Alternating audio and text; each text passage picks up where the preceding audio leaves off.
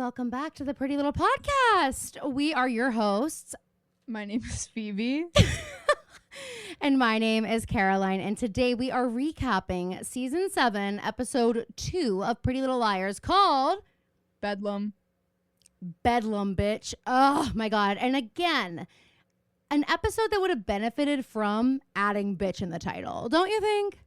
I guess, but I think just Bedlam is kind of chic. It's a serve.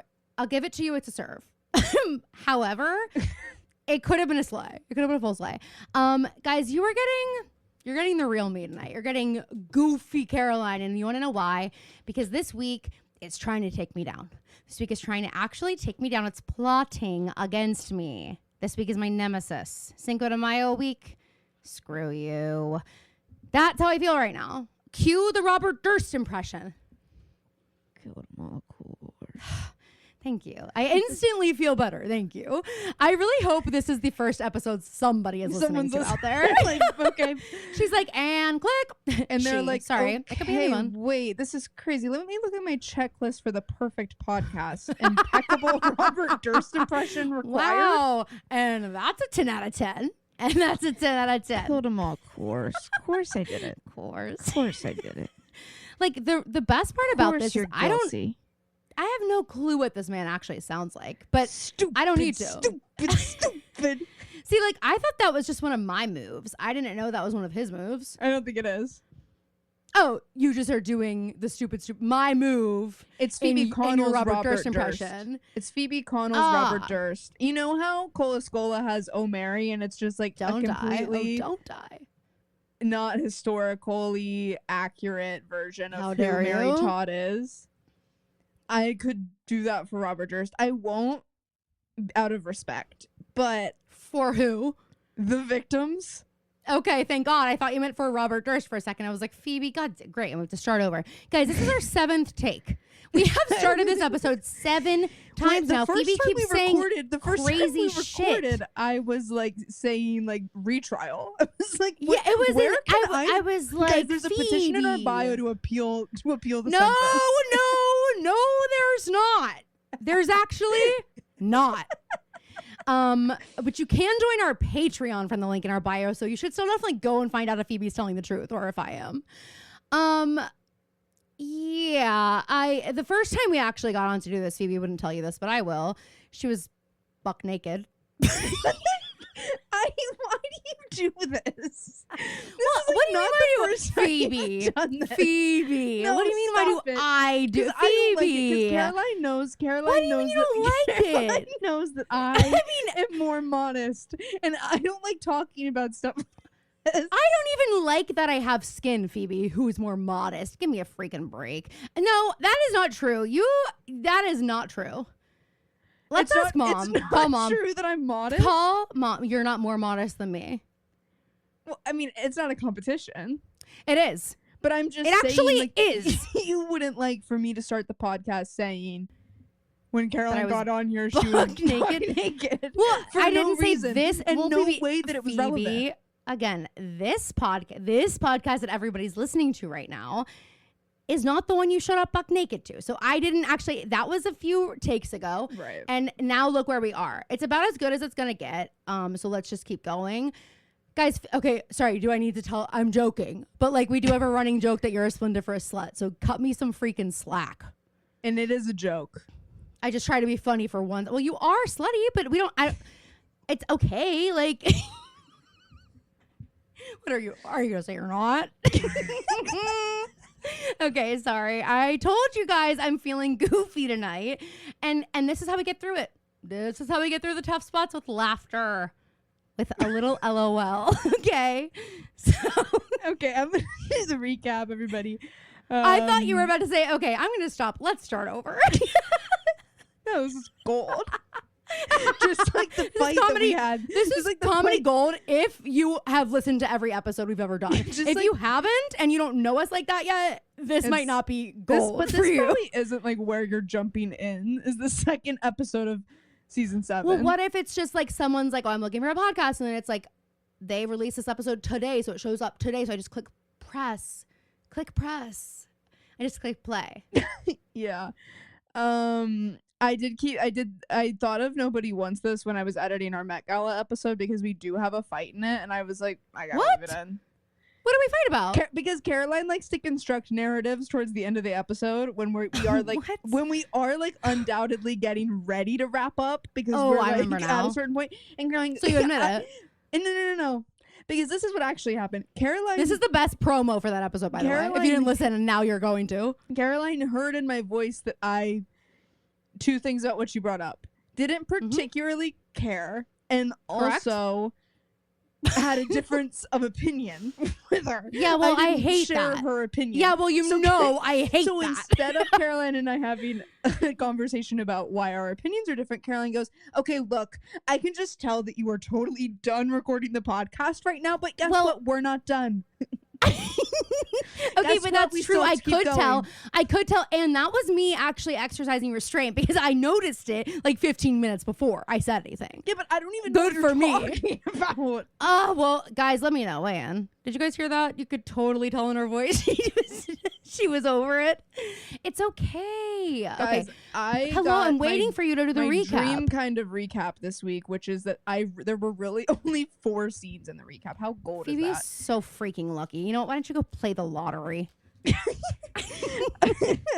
Anyway, so before Hanna got kidnapped, if you'll remember, Hanna was kidnapped. They had this big plan, and it kind of brought Hala back together for a second.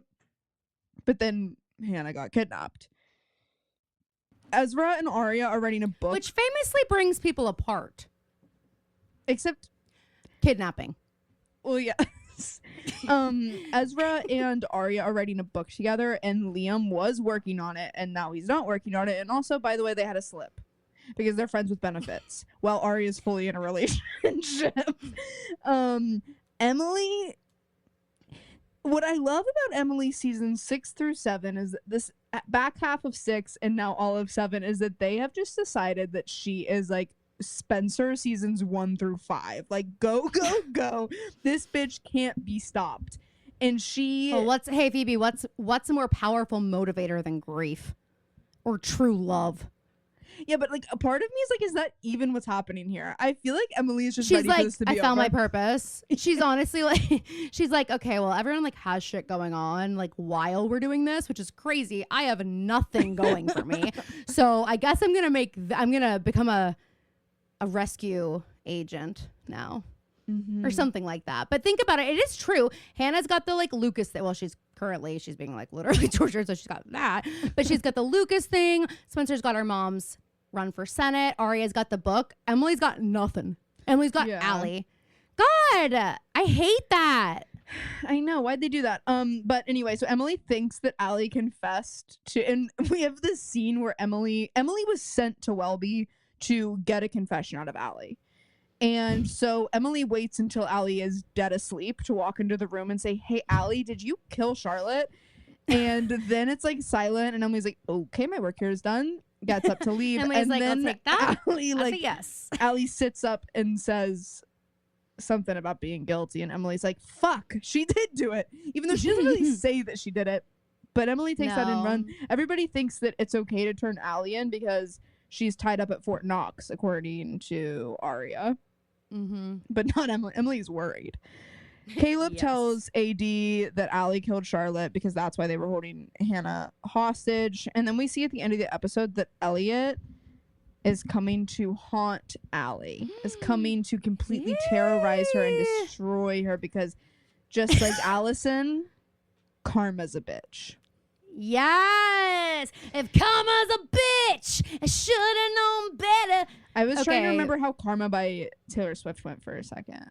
Karma is my boyfriend. Karma is the guy on the Chiefs coming straight home to me. Like that.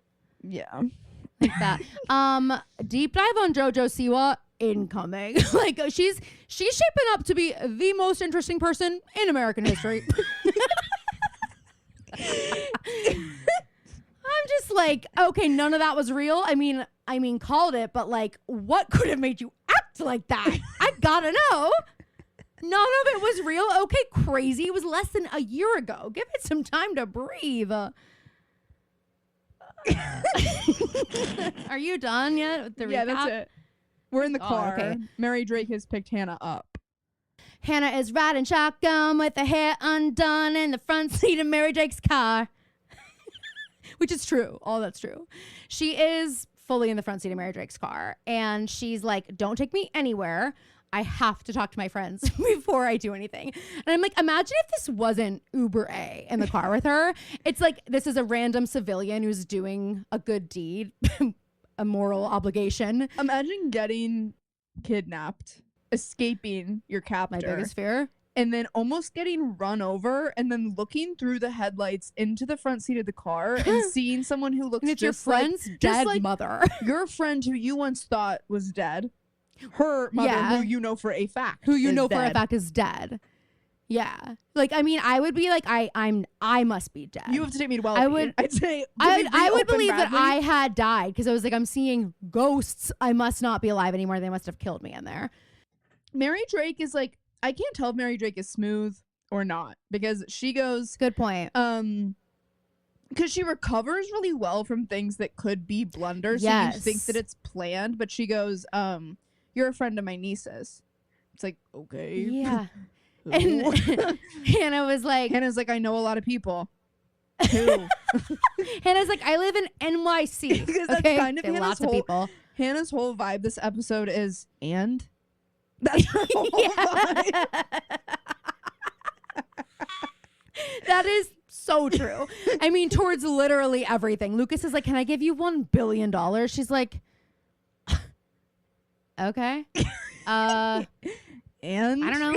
And? Like, and what? Like, what? What do you want me to do with it? Jesus Christ. Caleb, and? We kissed? And? I'm like just engaged? I was kidnapped. And? Yeah, I'm engaged. And? It's everything. Spencer's like, Hannah, why did you kiss Caleb? We're literally dating. You're dating and? and famously that has never been something we've like ever taken too seriously, Spence. Famously our group is not we're not like watching that reel that we did when we talked about Spencer being Joe or Amy, and I'm like, I know she's Joe, like she has like, so many Joe isms, but she would absolutely come home with Lori knowing that Melissa was interested in Lori. And she would love it. She would love it. I mean, she essentially did that with Ren. Like, she started dating Ren, like she like literally let it breathe and then brought him back and was like, remember him? And everyone was like, how could you do this to our family again? She's like, what? He's my boy. I'm not allowed to date anyone? Okay. What? He's Melissa's ex-fiance and? So anyway, that's Hannah's like whole thing. That's so true. So Mary Drake, I agree with you though, Phoebe. There were so many times that I was like, oh, I like her. Like, what if she ends up not being a bad guy? She's kind like, of fun. She's like she's a fun so Jess much D. better than Jessica. Like, Jess D was so lame. Imagine this actress getting the call. We need you to show up to set at 9 a.m. with your hair jet black and a completely different personality. Well, she's definitely wearing a wig. We know there's no shortage of wigs on the Pretty Little Liars set, okay, on the Warner Brothers set. Spencer, for some reason, had one all of season 5. And for some reason, I never noticed it until Caroline told me. Why the hell does she wear a wig? Well, we needed to know she was different. I guess, but like, well, Phoebe, it wasn't in the script. It wasn't like, and then at nighttime we see Spencer taking her wig off. Wait, like they didn't acknowledge that. I thought you meant Mary Drake. I thought you were asking why she needed a wig, and I was like, well, Mary it's pretty Drake obvious. also has blood red lipstick on and a cat eye sharp enough to kill a man. Jesus, she has all of that going this on. Is vintage. This is vintage. The podcast. You know, I'm honestly trying to save it. I'm trying to resurrect the pod. I feel like I'm so scared now. I don't have any more room for tattoos anymore. Everyone's like, Caroline's boring, and I'm like, how's this for boring? Caroline walks Charleston around the block, and she just hears like cars of high school kids. Boring, chopped. Yeah, ever since that freaking article in my high school newspaper went out, everyone is bullying me. People saw the article and they were like, I'll give it a listen, and then they were like, wait, this Caroline girl? Snooze fest. Boring. But the other sister, she's got something exciting going. Honestly, wait a minute. This is sort of like you've been sucking my personality out of me when we. It's like the last 5 years, honestly. The musical. When we started, you were like and now you're like, and like vice versa. Just kidding. No, I don't know. I just some jokes when they run for, you know what's happening to me? Exactly what happened in the Pretty Little Liars writers' room. It's like sometimes the jokes after 6 seasons, I don't know that they still hit. But like they do, but also I want to say, you know what guys, I mean? we haven't my old jokes gotten any criticism about this. We've gotten none. Caroline, but it's all one me thing in my happens mind. and Caroline is like, okay, they think I'm the least funny person on earth. Every time people keep bringing up specific bits that I like have not done in so long, or I will like notice and be like, oh, everyone's like, say I see you, and I'm like, I haven't said it in a bunch of episodes, but now it's forced, you know? Like, and I'm like, are they gonna stop listening if they don't get that? Well, no, sound because bite? don't worry, we've got Aria lore coming up later in the episode that I can't wait to unpack. Oh, you're right. Also, why does it look like they literally filmed this episode on film? It's like gorgeous. It's like got this warm vibe. I was like, okay, we upgraded the camera just in time for the end of the show. That scene that when whatever the fuck her name is, the Montgomery Mausoleum looked great this episode. Yeah.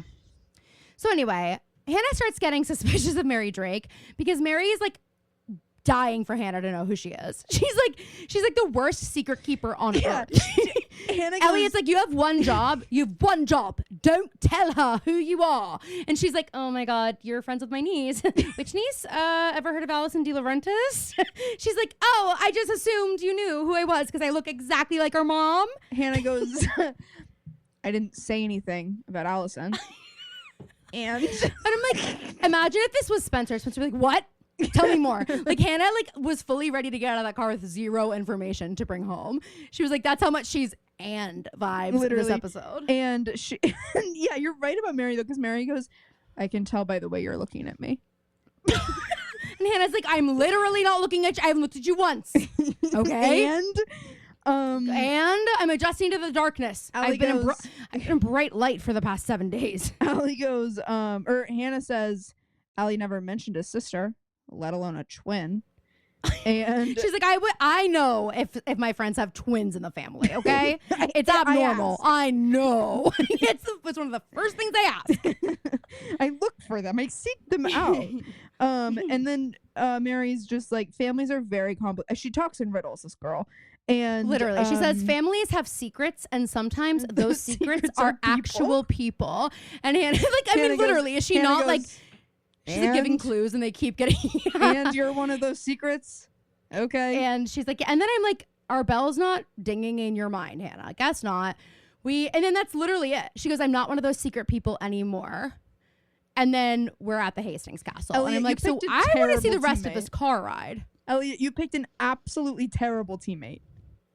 Yeah, no, terrible. Imagine if this was a bottle episode and it was just the car ride back with Hanna and Mary Drake.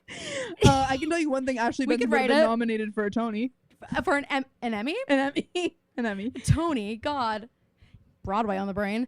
So anyway, Hannah's back at Spencer's house, obviously traumatized, but she doesn't want to go to the doctor. First time we see any genuine concern from Aria, she goes, Hanna, I really think you should go to the doctor. And it really just seemed like, you can tell they're all just like, holy shit. Well, except Spencer, I guess, because Spencer goes, look, I'm sorry, but you have to tell us about Mary Drake now. And the girls are like, no, yeah, that's 100% her. Because Hanna was like, oh, I didn't believe her. Like, Hanna fully walks in the house like some quack drove me home. And like, made up some whack story about Allie. Like, Hanna, she looked just exactly like, yeah. And so the girls confirm that that is Mary Drake, and they confirm that she is who she says she is. Like, she's Charlotte's biological mother. The De Laurentiis family adopted Charlotte, and allegedly it's been her. She's the one who has been after us all along. And then they're like, well, Hannah's like, how did this, like, whatever. It was still worried about the revenge aspect of it. And you can tell that none of them really want to be like, okay, so we absolutely were ready to trade one of us for you. And it does. You. So we did actually end up telling AD that Allie did it. And Emily, we'll let you take it from here. You can tell Hanna what Allie said in the hospital bed about how she killed Charlotte. Literally, and Emily's like, I literally never said that. I would never say that about Allie. I would never say. And Hanna, you know that. Hanna, you know I'd never say that about Allie. Hanna's like, Emily, I don't give a fuck. She's like, Emily, I don't fucking care. Okay. So they're trying to figure out like why she wouldn't have just run Hanna over. And it's because, yes, they gave her what she wanted, which was Allison. They believe they found evidence, the coat. And Hanna goes, Spence, can I have something stronger than coffee? And yep, we're going to be drinking. It's going to be a day drinking kind of day. And so as Spencer goes to fill up her mug, Caleb comes over to sit with Hanna and like holds up her engagement ring, but not in a shitty way. Like, you know what I mean? Like he held it up and he just was like she had like a shitty look on her face. Like, oh God, this is awkward and whatever. But it wasn't like he was like, here's your engagement ring. Like, are you getting back with him? Like he was kind of just like, I don't know. It just didn't seem like there was any ill intent he there. just needed to know that someone he really cared about was going to make it. And now he can kind of go back to reality. Yeah. Right. And that's where he's at with Spencer. Spencer is very much not there. Locked in. Yeah, not there at all. So Spencer's like watching. She's just so perturbed by this. And then there's a knock on the door. Lots of Lily this episode. Jesus because Christ. Liam texts Aria and says, be there soon. Big news. Yes. Sorry. I was like, when did that happen? This all happens while they believe Mona was knocking on the door and they go to get it and they come back. It was not Mona. It was a big bouquet of flowers with a note. Kind of pissed off about this. Why say Mona's name? She's not in the episode. No, I know. I thought the exact same thing. I was like, okay, she's fully back in the group. Now, if Ezra's the one who goes, it's probably Mona. And I'm like, okay, well, if Ezra's saying that and it's like so run-of-the-mill normal, then she must be like back in the fabric. Why couldn't we have said, oh, our Uber Eats is here? Exactly. Why did you have to tease me? Don't tease me like that. So it wasn't Mona, it was flowers with a note that says, couldn't have done it without you. Glad we're on the same team. AD. Anthony DeAngelis? You've already made that joke, which I love. And I think we can keep doing it throughout the whole season. Well, nice save. Phoebe realized I'm fragile in the exact moment. She goes, you already made that joke? Which I love. And I totally think we should keep doing it. Totally. If you want to keep doing it. Whatever makes you feel good, Caroline. Love that for us. So Caleb, Hanna, Emily, Spencer walk into the loft and there's a note from Lucas. Or it's not a note. It's like fully the proposal for Hanna to sign. Because remember before she got kidnapped, he was like going to give her $1 million. So we're there again. And Hannah's like going to boil water. And we're just seeing post Dollhouse Hanna coming back. Like she wants to boil water. Emily wants to do it for her, and she's like, God, please I can boil my own damn water. Leave me alone. Yes. And Emily, it's really a shame that they aren't giving Emily like really any character development this season because I'm loving her. I'm loving how much we're getting of her. I feel like Shay Mitchell and Emily, both as like people and as a character, have really just like fully formed, you know what I mean? And the other girls were able to do it so much earlier because they had such complex storylines, and Emily's was so rooted in like being one thing. And I wish that they had just like given her more than just like sports injuries and things like that. You know what I mean? Like it just, we get a little more coming up.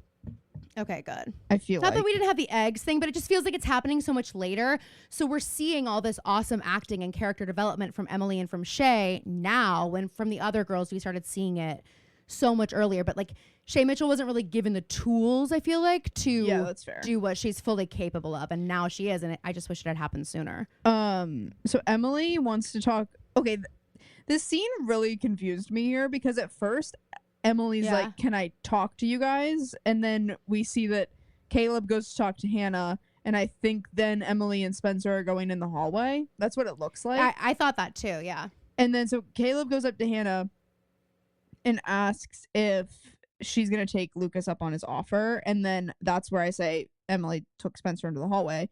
And he's like, Lucas sees your potential. And this is where you just see Hannah is so defeated, the same way she was after the dollhouse. She's like, none of us are in charge of anything anymore.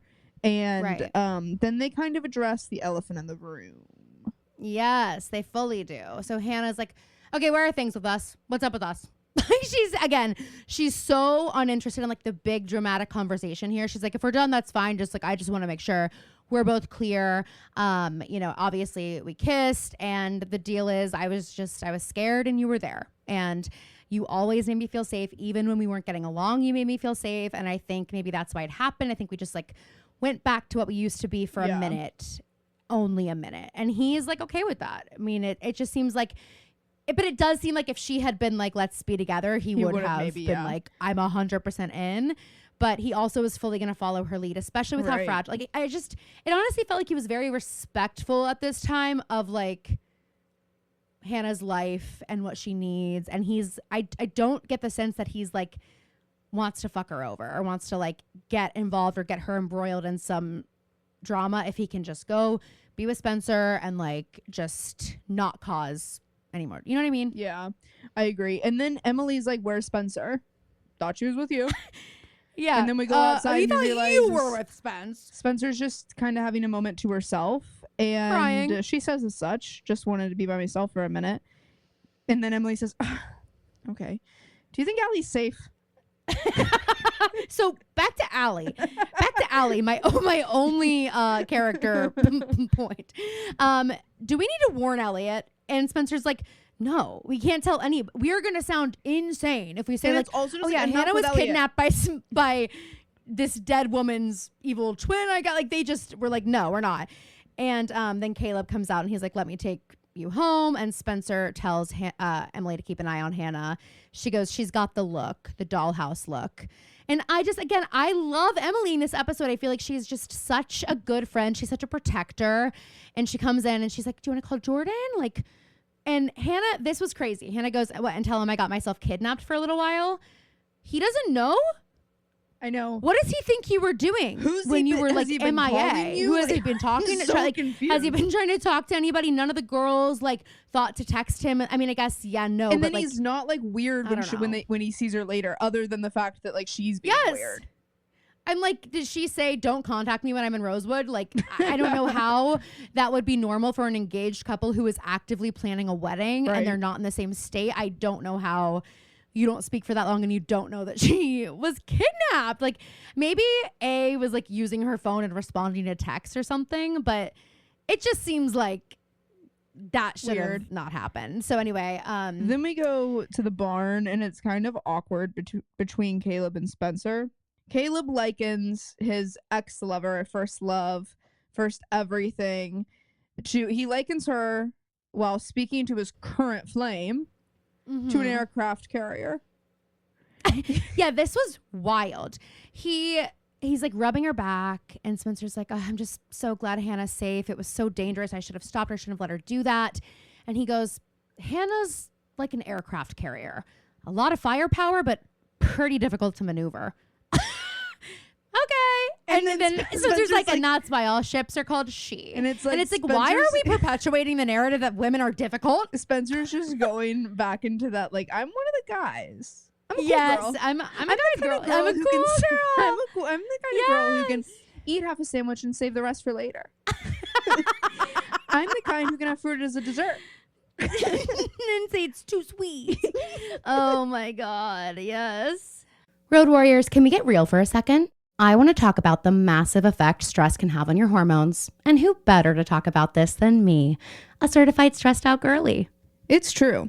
Stress plays a huge factor in hormones, and between work and life and everything else, it's easy to feel totally out of balance, and we can't be the only ones. That's where Happy Mammoth comes in. They offer a free 2-minute quiz that can help you uncover the root cause of your hormonal symptoms.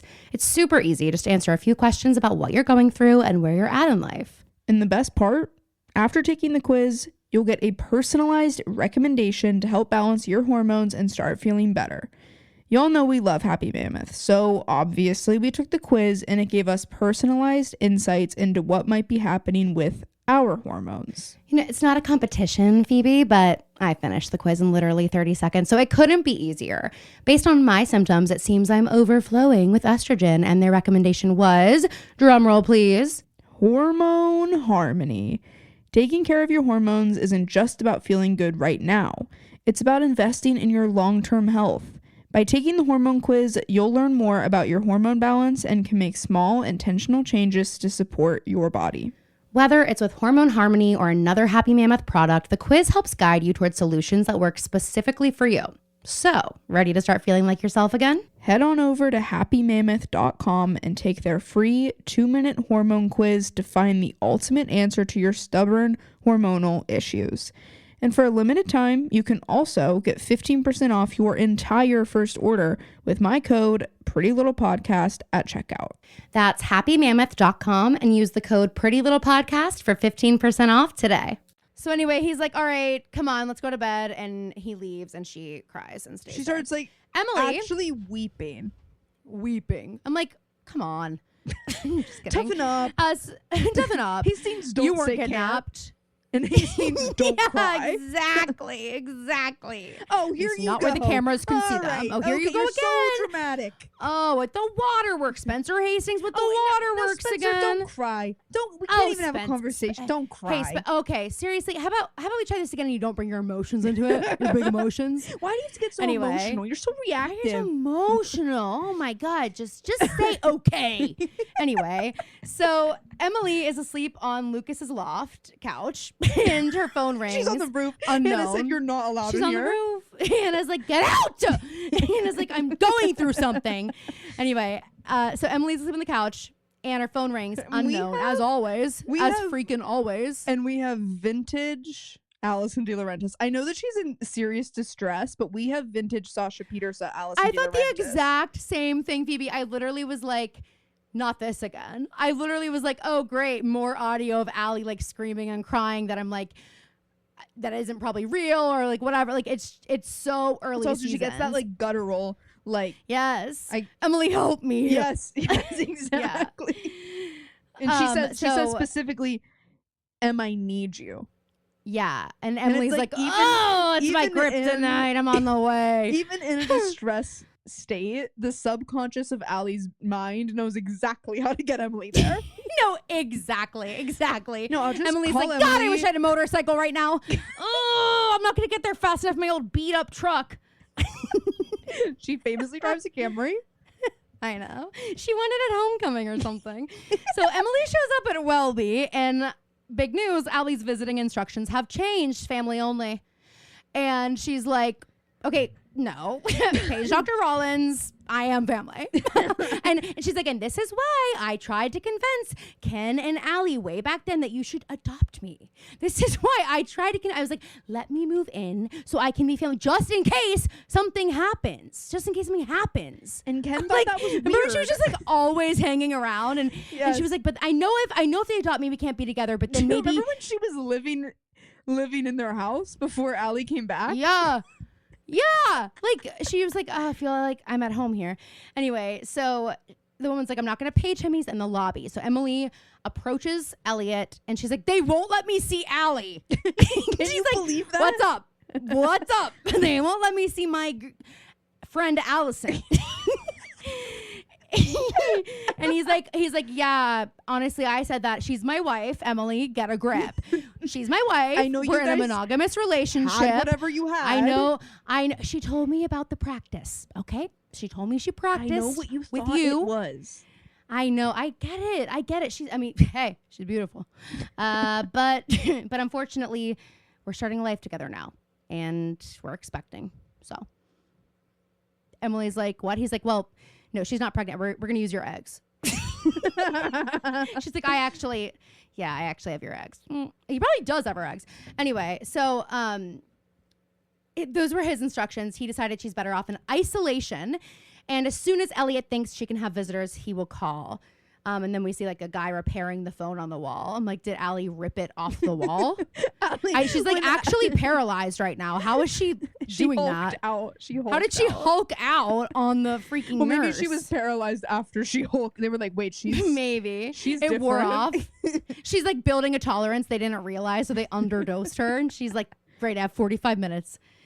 Anyway, we go to the Radley, and Hanna and Lucas are catching up, and Hannah's just like so out of sorts. Wonder why. Lucas is like, wonder why. What's up with you? Lucas is like, what's your deal? You're bringing down my vibe. He's like, how's Allison? She goes, shut the fuck up about Allison. She just like is not in the mood. And he's like, okay, well, are you gonna like sign the thing? And she's like, why do you want me to do this? Like, this is so stupid. Why don't you just like take the money, do something with yourself? And he says, the private spaceship market is a little saturated right now. Like, you don't gotta tell me twice. Okay, ahead of the curve, Lucas. Okay, did you know about the Blue Origin space? I would take Lucas vacation over to certain other space people any day. Oh, okay. So Hannah's like, you think I'm someone I'm not, someone smarter, braver, sharper, but I'm not. And he says, yes, you are. And I think you want this. Otherwise, I wouldn't have offered it. And she's like, well, I'm not going to make a decision. I hate making decisions. And you Lucas should know this. And he says, has an incredible piece of advice that I will be using. Really? Yeah, probably. Not making a decision is a decision. I'm so indecisive. It is true, though. I don't remember who said this, but it might have been Nick Vile, unfortunately. It might have been great. him. I hate when this happens. But he was like, you're actually, like, people who don't like making decisions because they think they're making it easier on other people are, number one, selfish, and number two, making everybody's lives harder. Because well, that's true. You're putting your comfort ahead of like you're like, well, I don't want to make the decision because it makes me uncomfortable. Right. So I'm gonna make everybody else's lives harder, so you have to decide. Yeah. And also it is honestly so want. true. Yeah, it's so true because like and I'm saying that as someone who does that, so I'm not calling those people selfish. Well, I think as you get older too, you just care less, and like it's just so fascinating the way that like with some things lately and in the past like couple of years, I'm just like, I don't care. Just tell me what I'm doing. I'll fucking be there. I'll do it. I don't really give a fuck. Like I think it's just because there's like too much going on like in my life that I'm like, I don't have it in me to like give a fuck. Yeah. Where, you know, we go to dinner on the bachelorette trip or something, like you just pick it, tell me, we don't need to vote. I'm good. I will go to anything you want me to go to, like something like that. Anyway, so Emily's at the barn. She's telling Spencer about the call from Allie, her Welby visit. And Emily's like, I think we should use Mary Drake because technically she's family. And we should use her to get us into Welby. I will sneak inside of her trench coat. Okay. I'll put her up. I will sneak inside of her trench coat. But her face will be on top. And she'll probably have a fedora on just because that's the look. And then once we're in Allie's room, I will unbutton the trench coat right at my head. So still it just looks like Mary Drake. And that's how we're going to do it. What do you think? And Spencer's like, by the way, guys, Emily can't get off this idea. Spencer has to say no so many fucking times throughout this episode. Yeah. And then it still is the plan. I know. It is crazy. Spencer's like, oh, we're not doing that. And Emily's like, oh, we'll see. So Aria is breaking up with Lily. This is hilarious. Insane to see a breakup scene where one party is standing and one is sitting. Oh my God. Not me looking at Aria Montgomery dumping her boyfriend, standing up talking to him like she's his teacher. That was like an aspect of RA training, I think, about like dealing with conflict management with roommates. Is like we had to be in a neutral location, get on the same level, and we all had to be sitting like at a table together. Yeah, like her standing like that, and she's like, "Oh my God, seriously, you're still here?" She goes. I mean, I think we both saw this coming, and he goes, "Well, clearly one of us did." And she goes, "I'm sorry." She's literally like, and he goes, sorry. What do you want me to say? What we've wanted to say to Aria forever, because he goes, you're acting like you want me to say thank you. Thank you. Yeah. She's like, well, I'm kind of used to it now. Okay. Usually when I give somebody a gift, which is a conversation with me, they say thank you.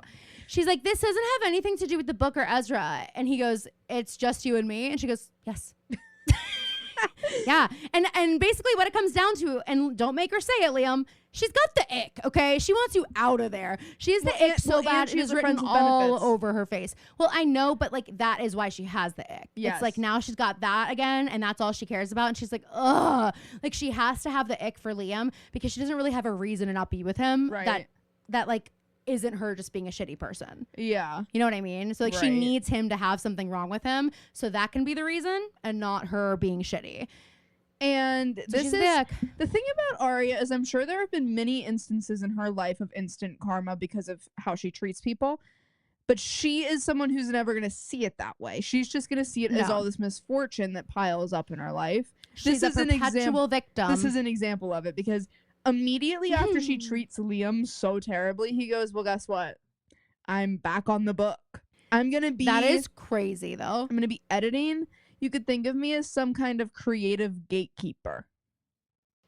Oh, perfect. That's the last thing I want to think of you as in my honeymoon book. It's basically like the book of her and Ezra falling back in love. She's like, yeah. Or he's like, yeah, I convinced Jillian that I could prep the manuscript faster than anyone else. Ooh, sorry. And Aria is like so stressed out about this. She's like, what? Fuck. Oh my God, this is gonna ruin the tour. She's like, Jesus, what about all the marketing? And he goes, do we have a problem? She goes, I don't know, do we? Like, Jesus Christ. How long have you, but they should have named this episode and? How long have they been dating that this is how this is going? Like, it's 2 just so years, insane. I feel like. It's been a long time. Mm-hmm. And Aria is acting worked hard. like it was I'd a like fling. to see you get some. Yeah. He goes, you've worked hard. I'd like to see you get something you've always wanted. Like, Liam's going to make this hell for her. And it's they're all actually kind of painful to watch. They're all going to cross the finish line together. And don't worry, guys. As soon as this conversation ended, she left Liam at Byron's desk and went straight to Rosewood Times Square so she could gallivant with her friends with benefits. An extremely public spot to hold hands with somebody. We go to Lucas's loft and Hannah's getting ready to sign Lucas's papers. And we have a flashback and we learn that me and Caroline actually could not have painted a better picture of how Jordan and Hannah met. No, it's everything. I'm obsessed with it. No, I'm saying this is what we said in the punch bowl. Wait, it is? Yes. What did we say? We talked about how Jordan and Hannah met, and we were like, Hannah was probably like picking up dinner or like sitting at the bar waiting to pick something up for her boss, and Jordan was probably there, and they like met, and then they just like really hit it off over drinks. Wow. Okay, we nailed it. But then they did make it even better because I absolutely. Well, by the way, Phoebe, you did know. I know, but I didn't. You know what I mean? Well, I know. I think we all know that you didn't. Anyway, it's funny because Anthony and I are watching Gossip Girl right now, and I keep being like, I don't remember a lot of it. Like, I haven't really watched it in so long, and so, but I haven't watched it as many times as you have probably. But anyway, so we're watching it, and he's asking questions. I'm like, I honestly don't remember. Like, we'll find out. And then I was like, I'm really not even paying attention that much right now. And I'm going to sound exactly like Phoebe on the next, like when we're recapping it, I'm going to sound exactly like you have, where I'm like, honestly, I don't remember this at all. I also just love this idea now that everybody hates Blake Lively, where like I saw a video the other day. We don't love that idea. No. I saw this video the other day of, they were like, no ugly people on Gossip Girl, and it was like all the beautiful girls on Gossip Girl, and all the comments were like, Blake snuck in here. They're like acting like Blake Lively is not like objectively a beautiful person, and like, objectively one of the most beautiful and like people, we like, haven't collectively as a society always thought that until we all hated her for no reason. It's crazy. Everyone, like, it's always been like the resident hot people, like the hottest people were like Blake Lively and Megan Fox, I feel like. You know what I mean?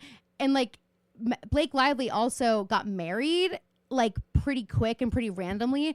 So we didn't get as much of her like out and about dating and whatever. So I feel like maybe people forget that because she kind of like became a mom and like went and like she became less public. You know what I mean? So I wonder if that's why people are saying that. Like, did they forget that she was like fully like a sex symbol? But it's also she was like she's beautiful now. Well, exactly. But I'm like, it's not like we haven't heralded her as like one of the most beautiful people ever forever. Like, it's not news. Like, it's not like it's not up for discussion really if she's pretty. Like, it's like, no, yeah, it's like in the history books that she is. Yeah. You know what I mean? Exactly. Anyway. Exactly. I don't care about her personality, but like, she is pretty. Anyway, that's why so many people don't like her, I think. But her meet cute with Jordan is basically she is at the bar. She's trying to book a flight for, I'm guessing, Claudia. And he is sitting next to her, and his glass is like on a napkin that she wrote a phone number on. And it's completely made the ink bleed, and she can't read it anymore. Oh, and she's pissed, and she's letting him know. She's so fucking pissed off. So he like shows her how she can actually see where the pen pressed in, all this stuff. He offers to get her something to eat. And like charms her because she's like, I'm meeting someone. And he says, no, you're not. If you were meeting someone, I can't do it. You would have nursed your first drink. I know, Phoebe, I can't do an Australian accent. Can you? No. Okay, so fuck off. Anyway, then they had dinner together and cleared out the bar. Cleared it out. And then Hannah smiles, remembering it. And you kind of think, oh, good. Not for long. She's like, if I can just get that back, like that feeling, let's recreate that exact moment. And like a piece of advice he to and I will be everybody. fine. You could do that in other restaurants. Well, she doesn't want to. She wants it to be the exact same thing. You go to the De Laurentiis dungeon, also known as the Field's headquarters for the most part. Yeah. Emily's like, no. So Emily's squatting here. Emily's like, hey, she's like, I have squatters' rights. Guys, we'll just go home. We'll just go to Allie's house. And I do love the idea because now it's Emily, Aria, and Spencer confronting Elliot. And I feel like maybe there was a conversation between Emily, Spencer, and Aria before they got here where Aria was like, guys, just let me talk to him. Oh my God. think I could get through to him. And it's funny because, as you said, Emily is very much like on her Spencer shit right now. So to imagine Aria saying that to Emily, season 7 Emily and Spencer Hastings is like kind of hilarious. Like, Aria, when would you ever be the person who was like, elected to speak? I kind of just like, I have a way of words that you guys maybe don't. She's like, I took a few psych courses in college. Yeah, they want all the English majors to do that to understand people and humanity better. So I think I speak his language a little better than you, Spence. Oh, Emily, you're still here? Yeah, I got this. Anyway. You can just go wait at Welby. Yeah, at Welby, I guess. Wait for Allie to be allowed to have visitors. I don't know. Sleep there. Make a little cot for yourself. I'm sure they have extra cots. So Spencer's like, hey, Elliot, we need to talk. And he says, if you really want to help her, you will give her space and time to heal. And Spencer's like, maybe husband and doctor is not the best combination. It's like, oh, finally, and now we've said it. It took us this long to come to this conclusion. Emily, you could have probably gotten Allie out of there so much faster just by being like, doesn't anybody here think it's weird that her husband is her doctor? And they'd be like, wait, yeah, let's not have him make the decisions about her anymore. Yeah. And then have another doctor come in and be like, oh, she's totally fine. Fine. She's actually fine. She's got enough tranquilizers in her to knock out Ella Montgomery, but other than that, she is fine. Anyway, so Spencer and Elliot are just kind of going back and forth about why they're more worried for Allie, blah blah blah. Apparently, Jason signed off on about this. Like he's like, I sorry, I'm not afforded the clarity you have from being gone for so long. I've been here taking care of Allie this whole time. Right. And Cece, he's like, I've been taking care of this family now for 5 years. So and Emily's like, and where were you the 5 years prior? Yeah, because I know where I was pining away. So he's like, and no Mary Drake visits. She looks too much like her mother. Like, which I'm is gonna fair. do what's best. That's and the best thing he said. That is totally fair. Totally fair. So he gets a call, and Aria's like, hey, Spencer, I really should have handled that. You were just so rude. Now he's never going to help us. Is that the kind of diplomacy you learned in Washington? Spencer's probably like, yes. Actually, yes. Aria says, or Spencer says, sorry, I have low tolerance for condescension.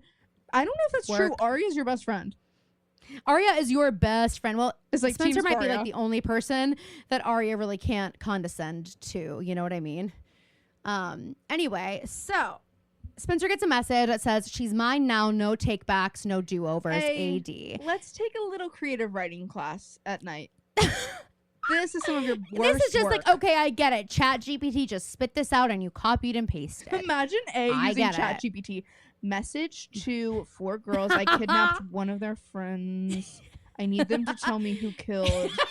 Here's a link to the obituary of this girl. I need to know who killed her. So you could just make it quippy. Give it some spice. Make it quippy. Make it like really foreboding and sort of ominous. And then and 80 characters, but also as though I typed it in T9 keyboard style. Remember that? Did you ever use it? I don't think so. But I did take what it is. Bit class. Not the same. Literally not even close. So Hanna is in her... I have seen pictures of this scene so many times, Phoebe, and I never knew what it was. I've always thought maybe this was like a dream sequence, or maybe this is like when I for a while thought she was going to like seduce Caleb in this dress in this moment while he was like with Spencer or something, because I just keep seeing, I'm like, why else? I can't. And now we're finally here. So she's actually trying to seduce her fiance.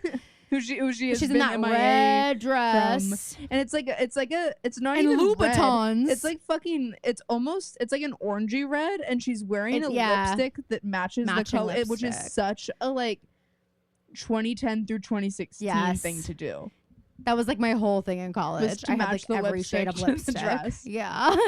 Yeah. And then she's got the Louboutins, which are crazy. She looks amazing. Of course. And she, like, Jordan doesn't seem like that. Jordan surprised is to see giving, I'm her. having an He, affair with my assistant. And like, what are you doing here? Literally, he's like, oh, hey, you're here. Hey. So anywho, Hanna, my she's like, fiance, yeah. is in here. That is crazy. Hanna, my fiance. So she's like, it's a hostile takeover of you. And he says, I keep trying to understand why you keep going back to Rosewood. It makes you the most serious person I've ever met. This is so Kristen Doty coded. Wait, I was playing New York Times Games Spelling Bee, okay? Mm-hmm. I was playing it. And it was like a couple days ago. And it was like some of the letters were D-O-U-T-E. And I literally look at it and like all I could see was Doty. And I was just like, I know Doty, but like I gotta try it. I almost like took a picture and like posted like, did anyone else just see Doty? Like I watched too much Bravo. New York Times should do by the way, a Bravo. oh, that'd version. be so fun. They could do it for other things too. I watched the whole first season of The Valley, and I love it. And we're gonna talk about it on the podcast on Patreon this weekend. But one thing I need to say is that they make parenthood seem terrible, fucking miserable. I think part of the issue is that they have found a friend group where there's such terrible dichotomy and no balance between partying and being a parent. So like, and such bad partners as well. Yeah, like it's just not a good picture. They're all in bad relationships. But it just is, except for I guess Janet. But like no, the other one no. Well, Janet, yes, but I can't stand Janet, so I'd rather say the other. I don't think she's in a toxic relationship though. But I'd rather say the other couple who I like a lot more. Who? The sweet one, the one who was on Disney Channel. What? The one guy who was on Disney Channel. Oh, Danny and Nia. Yes, I love them too. Sorry. They're like not toxic in the friend group or with each other. Yeah, I agree. Except for Danny sometimes. I agree. But yeah, but not really. He's just like so emotional. But anyway, I've been watching it, and Kristen Doty is she and Jax. So Hannah's gonna take Jordan back to the bar they met at, buy him a drink. She wants to start all over again. And I do want to say, I hope that raised some red flags for you, Jordan. Yes. When you heard you want to start all over again. It's never a good sign. We go to the Hastings Castle, and Emily's like, okay, so remember the plan I told you this morning? What do you think now? Still on this Mary Drake thing. Have you thought about it at all? And Spencer's like, yeah, I thought about it when I said no this morning, Emily. And Emily's like, Spencer, I didn't want to pull this card. You know what it's like to be in the loony bin. Come on. Come on. Like, Emily's like driving over in her Get on board. Like, I really don't want to have to do it, but like I don't want to have to say this, but it's either that or I'm driving right Aria's through like, her why window. wouldn't you bring that up? I'm I bring driving that up right all through the house time. window. Anytime Spencer's annoying to me, I say, hey, Spence. Aria's like, it's us, important one so of that she us remembers here, her history. One of us here. It's important. One of us here, and it wasn't me. So watch yourself when we talk. Wasn't I'm not the one who's an unreliable narrator. I'm just saying. Spencer, you sound crazy, and Spencer. I mean, sorry, I'm okay. You sound like the C word, and I don't mean. So anyway, Aria is filling Ezra in on everything with Liam in the park, and we find out Toby is looking for Jason because he wants to confirm Mary Drake's story. Ezra's supposed to be meeting with Liam. Ezra's like, nobody's been able to get into contact with Jason, so it's kind of weird. Elliot would say that he did. Yeah. And I'm glad, because if Jason actually signed off on this, I would be very disappointed. Right. Ezra's meeting with Liam at 4, and Aria says, I was just like in a rush to get it over with. I broke up with him before he told me about the book. I'm like, wow, that's so sweet. I was just like in a rush to get it over with. Oh my God. I was like, I was like, imagine he walks in and Aria just like gives him a look and is like, like a sad little smile. And she's like, I don't have to say it, do I? She's like, like, yeah. She's like, can we wrap this up? Yeah, it's that time. She just looks at him and she goes, okay, so can I walk you out? He's like, what? We haven't even said hello. I just flew in from Boston. She's like, yeah, and I booked you a flight back. Yeah, I own the company card. I'm going to let you deal with that one. All right. Sorry, I'm an author now, so I don't really deal with the expense reports anymore. Approvals. So they're gonna make this work with Liam, She's and like, then we see this is Liam really watching from turning his into car. a complicated situation, and Ezra goes, it's been been complicated. fun. We're writing a book about me and my ex-lover. You're my ex-lover, and your current lover is, and you're also my current lover. And also, and we had a let's slip. stop saying the word lover. I do hate that and word. Need to remind you we had a freaking slip. Need to remind you we had a slip. Z. You can say it. We're friends with. We're FWB. You can say it. You can say it. We made love. He's like, slip. Anyway, so Liam and Ezra are facing off at Ezra's loft, and Liam's like, so I got some questions because, like, I don't know, questions about the predatory nature of the main character, I guess, and sort of, the like Lolita tie-ins here. I'm like, oh my god, Liam's like going for the jugular. He really here. is, and he's like, the main character really reminds me of the antagonist in Lolita, which is like, holy shit. And Ezra's like, and it's also kind of crazy for the show to acknowledge that that's like a connection that could be made. I'm like, okay, so we're all aware. I know. But and Ezra's like, okay, well, they're like not that far apart on age. Because he is like, part of him is like, okay, but this book, I know that you're talking about Aria, but like this book isn't about Aria. This book isn't about Aria. Nicole. We find out Nicole is 17. Liam's like, well, you can't see it because he's your hero. You can't see him for what he really is. He says, because Ezra brings up Nicholas Sparks, and Liam goes, at least Sparks understands what his reader can tolerate and what makes his skin crawl. I know. And Ezra's like, I'm sorry, I didn't know I was writing this book as a letter directly to you, Ezra goes, Lily. Okay. Okay. Are we Classic reading Ezra. the same pages here? Yeah. And Liam's like, yeah, I mean, there's friction or, I don't know, como se dice, sexual tension between your chapters and hers. And Ezra's like, Aria? He's like, don't say her name. Don't say her name. Call her Nicole. Please call her Nicole. And he says, if I can't be frank, I don't know how to help you. If I can't be frank, I don't know how to help you. Yeah. Sorry. I tell it like it is. I tell it like I see it. We go to the Hastings headquarters, HQ. Spencer's like, no, I tell you how this works, boss. She's like on the phone with her boss, and she's like, no, need I remind you, my boss, that I have commitments here too, and you agreed. Thank you. Click. Do not call me back. Click. I know that it's girl boss and it's fire, but it did not end up working for Spencer. Nar. Says Mary Drake comes in to, quote, ask about Hanna. And this is another instance where I'm like, Mary Drake, you are the queen of not playing it cool and getting away with it. She's literally like, I really thought after that car ride with Hanna, they'd be banging down my door. So I guess I'll have to bang down theirs. she's like, come on. Can I get some action, please? She's like, I do not feel right about not taking that girl to the police. And it's like, Spencer says what we're Go talk to her then. Says what we're all thinking. And she's like, you were driving the car. So like, yeah. Literally, Spencer's like, then why didn't you? Yeah.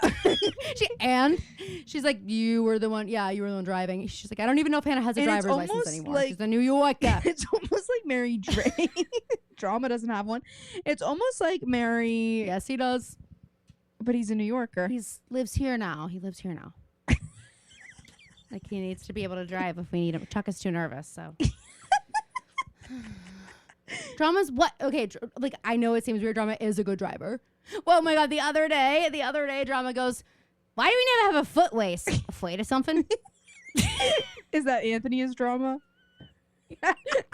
No, that was Drama. The dog. No, I know, but that was just Drama. You give Drama a different personality. No, that I've been waiting to tell you about that. Well, it's kind of the same personality, but it is. But sometimes yeah, it was so fucking funny. Anthony said, it's hilarious. Why we never have a foot lace? Afraid of something? And the truth is, yeah. I love Sid has gotten into the vibe of like he knows just how to rile he knows his Snoop angles up enough to be like, okay, I can chase him around twice, and the time it takes him to like make an entire circle, I can lay down for at least 30 seconds. Yeah, he's like, if I sit right exactly here and he lands where skids to a halt at the door, as I know he will, he won't be able to see me and he'll forget where I am. And then as he walks so if I just like, Mom said that Dad went for a run the other day and Sid waited by the door whimpering. So Spencer asks why Mary Drake was in Radley because she tells her she was there. And she's so annoying about how she brings it up. Mary goes, because after Spencer's like, why didn't you take her to the police? After Mary brought it up, she goes, well, I just don't really have good experience with doctors or police. Yeah. And then she's okay. like, she goes, Spencer, we have more in common than you think. And Spencer's like, I know I'll where buy you've it. been. What? Yeah, exactly. We're almost roommates. So Mary Drake tells her when she was 14, Jessica was babysitting and the baby wouldn't stop crying. This is a crazy story. Yes. And the baby's 10 months old with a cold and she needed help. So Mary Drake goes to help. And when she got there, Jess said the baby was asleep upstairs and asked Mary Drake to stay with the baby so that she could go meet up with the boy. The parents then came home and the mom went upstairs and Teddy was dead. When they found Jessica, she said the baby was fine when she left. They believed her. And Mary Drake says they always believed her because she was the warm one. And so she went to Radley because it was either that or prison. What do you think? Do we believe this story? I don't know. But what I do know is that Spencer... We're meant to connect. We're meant to connect that Mary is the cold one and Spencer's the cold one of the Hastings. But what I'm saying is Melissa's not warm either, which I guess is very Jess. And neither is Jess. Mary coded. Of like, I guess if I am going to pick the warm one of the Hastings girls, maybe it would be Melissa. In a very face value way. I could see her running into people on the street and like really turning it on. Older sister. She's got the nurturing, like, she can't turn that part of her off. You know what I mean? Right. Well, Melissa's it's true because we keep seeing that. Like she just keeps being like. I guess that's true. You know what I mean? Hey, you're an older sister too, so I'm not just saying it like me and you. If that's how you were taking it. So we go to Ezra's loft, and Aria's like, "Z, come on, Lily can be pretty passionate about writing. I'm sure that's all it was. I mean, you don't. I couldn't tell you how many times we just like had it out over a piece of writing late into the hours of the night and into the morning. Over a phrase, a syllable even. She's like, Ezra, what would Lily even be upset about? Like, you're saying he's in a bad mood. I don't get it. Like, he seemed perfectly fine when he left my house. He's excited to work on the book. And so Aria's like, I literally, like, anger at what? She could not, I think she said that. Yeah, because he's like, what I got wasn't criticism, Aria. It was anger. She's like, it was raw anger. That doesn't make any sense. And Ezra's like, hey, I need you to tell me like what he knows about us so that I just am armed with some knowledge next time. And you see on Aria's face, she's like, oh, fuck. Did he see us in Rosewood Times Square today in public in daylight holding hands? God damn it. Anyway. So Hanna and Jordan are going to the bar. Bar's gone. Hanna's freaking out. She's like, you can't Hanna just says, pull out a building like here. a bad tooth. I'm like, Hanna, that's that Rosewood talking to you of living in like a suburban town, growing up there, like, and then going to a big city. He's like, this is the big city. This is the Big Apple. He literally says, this is New York City. Buildings are taken down literally all the time. And she goes, no, now we don't have a beginning. I'm a one-woman demolition derby. I can't do this to you. And he literally says to her, go ahead. I would move heaven and earth for you, Hanna. And she goes, I know. And I'm so sorry. And she gives him the ring back. Oh my God.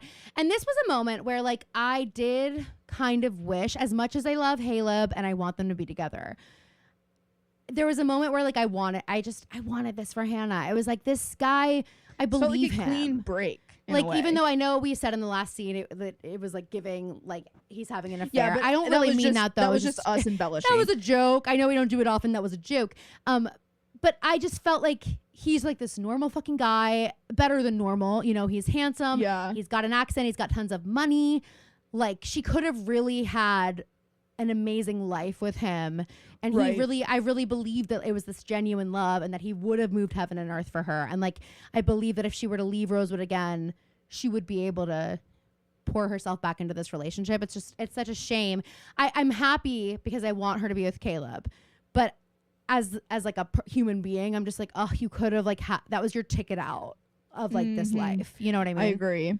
So we go to Radley and Emily sees Mary Drake there. It looks like Emily's applying for a job. Is Emily applying for a job at the Radley? Yeah, and you actually will not believe the uniform she wears when she gets the job. Well, good for her. You've probably seen getting it. the job. You've probably seen it. She is very hireable. And Emily goes up to Mary Drake and she's like, oh, perfect. I'm just gonna fucking do this myself. I'm just gonna do this myself. Get in the car, Mary. We're going Mary's to got Welby. tears in her eyes. As she's like, I just wanted to take a trip down memory lane. It is one of those moments where you're like, man, are there other former patients of Radley who walk in here and are just like, what the fuck? I know. It is. And I'm like, are there any non-former patients of Radley who walk in here and are like, wasn't this? What the fuck? You know what I mean? Mary like, even notes the gates. She's like, they kept the gates out there. Emily's like, they're What is historic. They can't touch the gates. So they sit down together and Emily explains that Dr. Rollins wouldn't let Emily see Allison, and Mary Drake's like, well, I'm not allowed either. And I'm really satisfied with how he's taking care of her. He's being very professional. And Emily saying too much. She's like, I don't know. I took her there. Did I do the right thing? I wanted to help. I don't know if I did. This is how you know that we need the girls to be better friends to Emily, because the second someone indulges her, she just completely opens up. Well, it's exactly what Mary says. Mary says, all any of us needs to survive is a little tenderness in the right moment. And this is a perfect example of that. Somebody's like throwing Emily a... It's like the second Sabrina like says, hey, what can I get you? Emily's like, oh my God, I think my friend killed the person who tormented me in high school. Do you want to talk about it? Yeah, she's like, okay, I'll tell you everything. So anyway, Emily suggests, as Phoebe said, she's taking matters into her own hands. She's like, I think you need to talk to someone at Welby. I don't want to challenge Dr. Rollins, but let's go to the sanitarium together now. But let's challenge him. We go to Lucas's loft and Hannah's like, all right, Lucas, let's fucking do this thing. Let's fucking girl boss. Yeah, she's like, give me those papers. I'm warmed up. My hands are stretched. Let me sign those papers. And that's when he notices her ring is gone. And he's like, gone. Do I have a chance? And I'm like, I actually really enjoyed Lucas in this episode. And I was like, okay, I can see ending on a positive note with him as long as he doesn't fuck this up and like start being interested in her again, which I don't sense coming. But it's just like, that was why I didn't like him before, because he was just like acting like a freak because the girl he liked didn't like him back. And I hate that. Fair enough. We go to Montgomery Mausoleum and... Can you believe Liam working at Byron's desk? Okay. Imagine if... I know that our dad isn't the kind of dad that has like a study as an office, like a very like stately... Yeah. I know he has an office, but it's not like... He doesn't have like a room off the first floor that's like his like big wooden desk. Yeah, you know? But if he did... Can you imagine anybody in our orbit, in our lives, around our age, deciding to sit there in their chair while the person who lives in the house stands and looks at you? Like, that's... And also, it's not like Byron's out of town. It's not like he's out of town. It's like his shit's all there. Like, he could walk in at any moment, and, like, that's just a weird fucking... But not... I guess not for them. I mean, it's like... It's very them. Yeah, very them. Aria's like, I don't understand why we just can't work together as adults. You said like, we could be professional. It's been less than 7 hours since you broke my heart and stepped on it. But she does say, you said we could be professional. And he said, and I meant it when I said it. And then I got in the room with that guy and I realized something weird, Aria. Did he seduce you when you were in high school? He goes, there were a lot of unconnected things that I didn't want to connect, and then they connected on their own. And long story short, I think you were seduced by your English teacher when you were in high school. And she's like, okay, I can explain. She's like, okay, it's more like I seduced him. Honestly. Just kidding. I'm not saying that for real. Don't cancel me. She says that's not how it happened. And he says, I just gave you a great opening to lie one more time and you didn't take it. And then she says, look, Liam, I am me because of who I am, what has happened, and who I love. And I like that person. That me. I like me. Mess and all. Well, we know. Hey, Aria, you didn't have to tell us that. Since day one. Honestly, it was pretty clear that you liked you before that happened. And it was pretty clear that you liked like having the burn on your wrist and like all those things as they were happening, because you kept like liking to pull the sympathy card. Whereas like Hanna, if Hanna were to hear you say like, I would never change anything I went through. Like, I love who I am because of all the mess. Hannah's like, so I was just kidnapped alone. Like, at least in the dollhouse, there was like the promise of maybe seeing your friends. You know what I mean? You're in this together. And you also, don't feel like, so obviously alone. The dollhouse was terrible, but it was like a house. It was like you had a bed. Let's put her in a cell, like a prisoner of war, literally. She wasn't even in it. It was like a fucking barn with no insulation on dirt. She's in her underwear, like she's being like fucking poked and prodded, and like for days, we don't know how long. Like, Aria, it's just so telling that she went through not as horrific things, I guess. We go to Welby and holy shit, Allie looks rough. They're like, we're selling this. Girl. She oh is my sweating. God. She is red. She's like foaming at the mouth. Her hair is like that horrible. You know when you're sick and like you go to sleep with your hair and then it's like you're so sweaty because you broke a fever. So like all your roots are so sweaty. So your hair is kind of sweaty and greasy, but it's also dry. And it's just like that's what her hair is. Imagine the smell. I'm sorry. I know she hasn't showered because she's fully handcuffed to the bed. She sees Emily, but she can't move. And Allie says, we're going to miss our flight. Allie, girl, what's up? We're not going to Paris. Allie, what? Girl, there is no plane, baby. There is no plane. What? She's like, we'll take, and Emily doesn't miss a beat. She goes, we'll take the next one. She literally is like, I will meet you wherever you want to be mentally. I mean, I did think, I was like, that's actually impressive. It's making me wonder if like I forgot that they booked flights somewhere. Like, no, do they have a trip to Italy coming up that I just forgot about? Like, I don't know. And Emily is like, you called me. And Allie doesn't remember. And she goes, this is a scary place. Am I in Radley? And Mary Drake steps forward. And exactly what Elliot says he didn't want to happen happens. Because Allie goes, Mommy? And she starts bringing up, she's like, why didn't you help me? Like, I was so cold and it was dark and you were covering me in dirt and I was yelling and you didn't help me. It's like, honestly, the trauma this girl, I know a lot of her trauma was self-inflicted. Like, I don't know why you would disappear to yourself for an entire year, but like the actual trauma she experienced. And it's also like, it's adding a really sinister detail to when Allie was buried alive of like, when we saw it, we were under the impression that Allie was like unconscious. Yeah. So the idea that she was screaming, telling her mom to stop burying me is crazy. And her mom didn't. Oh my God. That's and crazy. Now she's having to see someone who looks just like her. Yeah. And she says, you were wrong about Elliot. And in this moment, I'm like, do you mean you were wrong in saying that you liked him, or you were wrong in saying that he was a bad person and he's actually good? Well, you know what I mean? She had said that like the thing about how Elliot was going to give her a happy ending or something. And one of the things when like when they like met. Okay. Yeah. She had mentioned that. And then Emily has to go, and Allie begs her not to, and she seems very scared of Elliot. Emily definitely picks up on it. Kicks the door open. He's like Big Bird meme vibes. He's crazy. And Emily's like, what happened? And Elliot's like, I need to speak to Mary and not you. And I just need to say something. He takes Mary into another room, and like with Mary Drake does say to Elliot, you've gone too far with what you're doing. And he says, shut the fuck up. Obviously, I know they're villains, but imagine being Mary thinking that like, we're gonna how bad would it have to be?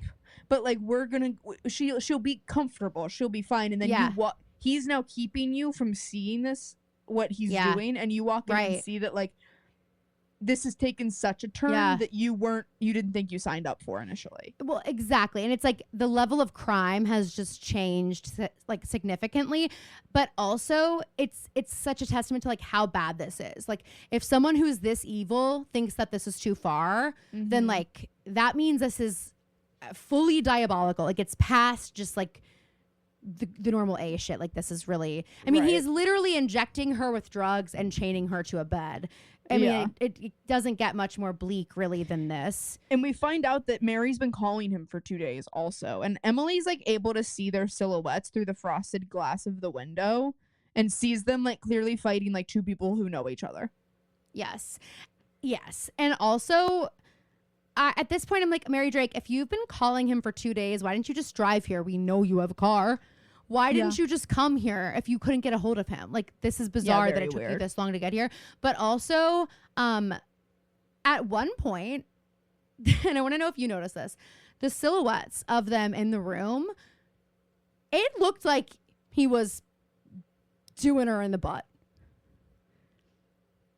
Didn't catch that. Well, I'll go back and find it because now I've said it. And you all heard it. Now it's out there. And now if it isn't true, I'm going to make it true. Just kidding. Okay, so blah, blah, blah, blah, blah. Spencer's pouring whiskey. It's been a day. Caleb comes in and she's like, so I got fired. She's literally playing 1940s, like fucking Don Draper just lost his job. And Caleb's walking home, is walking in the house and is like, how was your day? And she's like, got fired. Can I just have 1 second of silence? You know what was funny is Caleb's like, oh, you're pulling out like the really nice stuff, your dad's stuff. And I'm like, yeah, and she didn't offer you a glass, so a little presumptuous of you who just kissed her best friend for you to take and just decide to pour yourself a glass of the nice shit. Our dad, this is the difference between him and Peter Hastings, is like us having dads, like we're cracking out dad's nice stuff. It's like either Jameson. Yeah, it's Jameson. Jameson or Shinerbach. Literally. Literally. It's a Shiner and he only has 6 of them, so no, you can't have one. Like, yeah, exactly. So anyway, they're having some whiskey. We find out Spencer got fired by text. They said, you have abused the generosity of this organization and chosen to pursue partisan interests over the greater good. So she's probably going to stay with Vivi's transition team. This is the first time I thought about like, okay, yeah, that would be. Yeah. You like stop lobbying for someone to go work on an actual campaign. Yes, absolutely. She says maybe she'll go to Harrisburg or whatever, and she says this town has its own particular gravity, so she's kind of like up in the air of like where she could end up. She's like, I mean, if Toby shows interest in me tomorrow, like maybe I could stay here, or like find someone new in Harrisburg. I don't want anything to do with you right now, Caleb. Yeah. And she asks how Hanna is. She's like dying for Caleb to just bring it up because she does not want to. And Caleb was like, oh, I don't know. She like went to New York to see Jordan. And so she's like, okay, I can't live like this. I'm just going to ask. I'm afraid to ask you this. I have to. Did we make a mistake with you and I? And he says, this is crazy. He goes, no, it was real. And she says, so why are you talking about it in the past tense? Woof. I'm like, yeah. I mean, I understand that, but I am a little bit like, I mean, maybe he gets a little grace here. I feel like that kind of makes sense to be like, it doesn't, it's not totally incriminating for him to say was. No. And I also, because she said did, she didn't say, is this a mistake? She said, did we make a mistake? And it's like, whatever we did was real and not a mistake. Like that was like, real and now it's but led I to also this. I also just think Spencer tension, like I would be losing my shit if I was Spencer, but I also hope that I would be distracted by all of the other things going on, and that I'd be like, okay, tensions are high, emotions are high, everything is crazy. I'm just not going to make this a priority right now. Like, I'm just going to put it in a box so that if he can give me comfort or whatever, that's fine. And then once this has all died down, we figured it out. Now that I can see, maybe there's an end here, then we'll figure it out. Once like cooler heads will prevail, Right. But she can't do that, which I don't blame her. I just think that's so us. Let's put that on a shirt. Cooler heads will prevail. That's so us. That is so, and that is what I always say. And words I live by. They will prevail. I'm not one of them, but they will prevail. So, Emily texts the group about Allie and is like, yeah, she says Allie's much worse. If anyone cares. Aria, she like, on a text you can like tag someone now. She's like, yeah, Aria, click, so it notifies her. And then Aria looks, she's like, oh, and she changes to do not disturb in that moment. Like Emily's looking at her phone, it says, this person has notification Emily's silence. Contact Emily's like the first, notify anyway. the first name on Emily's contact in Aria's phone is ignore. Don't pick up. Do not text her. That's what it says. So Emily is like, look, there's something going on between Mary Drake and Rollins. I saw them having sex from behind. And Aria's like, who is this? I don't have your number saved. Aria's like, sorry, I got a new phone when I broke up with Liam. It was just easier. It's just easier that way. So Hanna is she's not looking at her phone. She's designing. She's found her light again. I'm like, you go, girl, Hanna. Hanna gets a pass. Hanna, you are allowed to be on Do Not Disturb right now. The other girls, I don't think so. Because she's been on the clock. Yeah, she's actually been on the clock 24/7 against her will, no breaks. Okay. And then we go to Welby and we see Allie, like the doctor at Allie's puts a new kind of shot into Allie's IV, and then she's wheeled off down the hall into a bright light, and it's like, I'm like, is this death? Allie is dying? Heaven above? What's going on here? Yeah, the door's open and it's the white light. And that's it, you guys. That's sort of our A scene. So things are heating up. Yeah. Things are sure heating up, and I can sense we're getting more Caleb in the coming episodes, and I'm excited. All right, let me read the synopsis for next week. The talented Mr. Rollins. Still reeling from Hanna's abduction and dark fate, the liars must shift their focus to another one of their own. Well, that's descriptive. Guys, thank you so much for listening. If you haven't already, yesterday we released our Met Gala recap. We talk about all the looks, all the moments. We talk about some of the tea, some of the drama. It's a super fun episode. Check it out. Let us know if you were also duped by Katy Perry's AI Met Gala look. Why was it so fucking good? Are we going to start having ChatGPT designing looks for the Met Gala? I don't know. Anything's possible. Then this weekend on the Patreon, if you're missing a good timeline, old... the theme next year is AI. Not a chance. Zero chance. Anna Wintour will never let that happen. The theme next year is going to be like a chair. 2015, right before. Coachella 2012. Coachella 2012, yeah. So anyway, this weekend we're going to do a good old popcast talk. We have so much to discuss, so much to fill you guys in on our trips, the Brat tour, etc., etc. So tune into that this weekend. And next week we will see you on Tuesday and Thursday for a popcast and season 7, episode 3, Pretty Little Liars. Thank you guys so much for listening. We love you so much. Please leave us a 5-star review. Tell everyone you know about us, and we'll see you next week. And what the fuck? I wish you guys could see Phoebe right now. And also I don't. Of course. She looks horrible. She's buck naked. You can cut that easily. It's at the end. Robert. It's flat. Bobby.